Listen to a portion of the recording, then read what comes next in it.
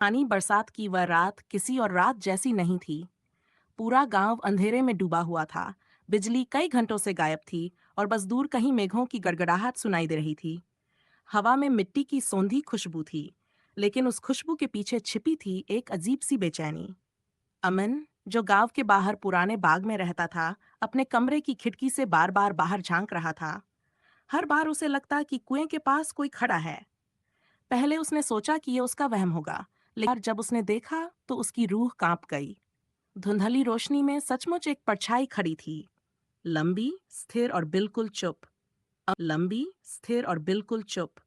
अमन के दादा अक्सर कहा करते थे कि उस कुएं में कोई राज दबा है, जिसे जानने की कोशिश जिसने भी की, वह कभी लौटकर सही सलामत नहीं आया। लोग मानते थे कि बरसात की रातों में उस कुएं से आवाजें आती हैं, कभी किसी औरत के रोने की, कभी किसी बच्चे के हंसने की।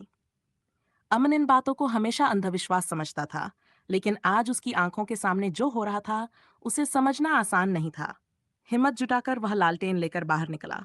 जैसे ही वह कुएं के पास पहुंचा, हवा अचानक ठंडी हो गई। उसके हाथ कांपने लगे और तभी परछाई हिली।